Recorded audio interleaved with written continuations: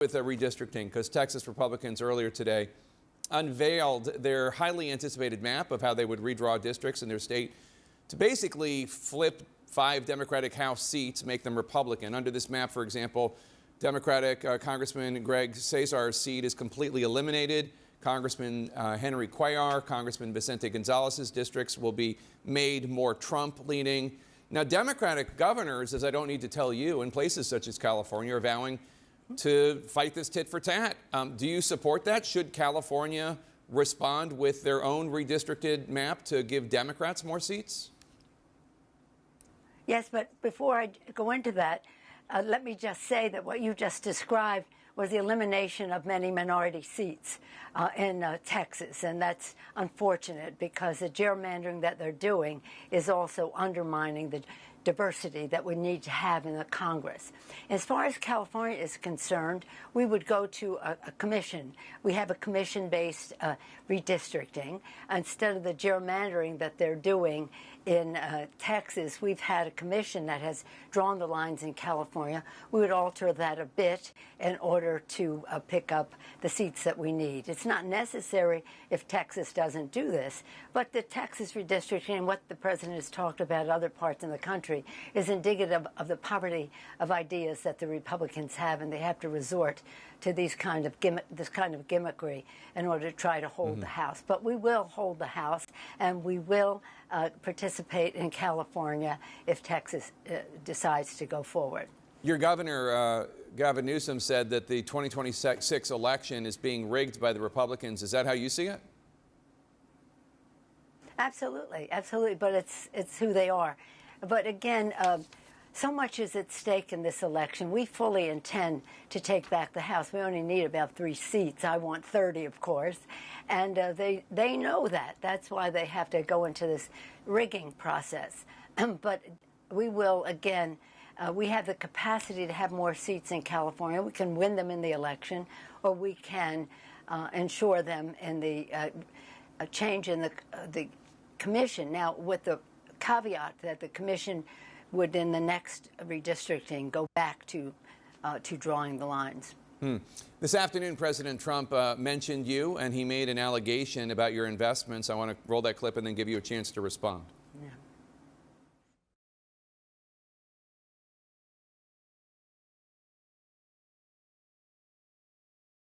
Seem to be having some sort of investments. Yeah, but let me just read what he said. I'm sorry that we had some sort of technical issue. Nancy Pelosi became rich. Why do you have to read that? We're here to talk about the 60th anniversary of Medicaid. That's what I agreed to come to talk about. Yeah, but I wanted what that means in the election. I wanted to give you a chance just to respond. He accused you of insider trading. What's your response to that? That's ridiculous. In fact, I very much support the trading of members of Congress. Not that I think anybody's doing anything wrong. If they are prosecuted and they go to jail. But because of the confidence it instills in the American people, don't worry about this. But I have no concern about the obvious investments that have been made over time. I'm not into it. My husband is, but it isn't anything to do with anything insider. But the president has his own exposure, so he's always projecting. He's always projecting. And let's not give him any more time on that, please. We're going forward here, and I'm very proud of my family. And while he might make fun of us, while somebody inspired by him breaks into our home and hits my husband in a deadly fashion, hits my husband over the head, and he thinks that's a riot, I'd rather not go into some of my other complaints about him right now. Rather to talk about the 60th anniversary of Medicaid and Medicare. What a triumph, a great pillar of economic and health security for the American people. We had over the weekend a Caring Across Generations initiative of a 60-hour vigil of all of us taking turns, myself, my daughter, my granddaughter, and all the rest, taking turns over 60 hours to tell stories of how all of this, what all this means in people's lives. We, since all this has emerged, have had 300,000 calls from our Californians to people in Republican-held districts for them to call, the constituents to call their they're Republican members of Congress who have voted for this shameful, dirty, filthy, stinking, lousy, rotten, anything but beautiful act. And now we are engaged in the Save Medicaid Summer. So today is the 60th anniversary. It's something to be very, very proud of. And instead of what the Republicans are doing to deprive people of access to health care who need it so badly, people with disabilities who need it so badly, for the children let me ask who need it so badly. Polling over the weekend from the Wall Street Journal showed a Democratic approval rating for the party as a whole at an all-time low, with only 33% of voters having a favorable impression of the party. Do you think the changes to Medicaid that are going to be made because of the One Big Beautiful Bill Act, do you think that is going to help Democrats significantly in the midterms next year? Well, I think we were always going to win. As I said, we only need 3 seats, and Hakeem Jeffries, we're very proud of him, will be the Speaker of the House.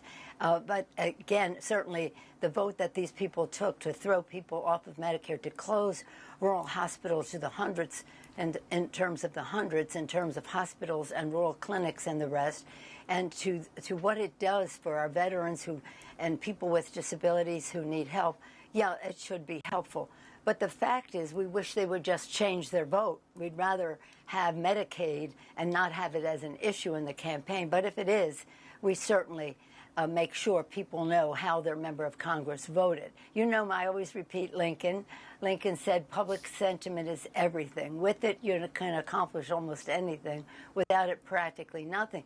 But for that to prevail, people have to know.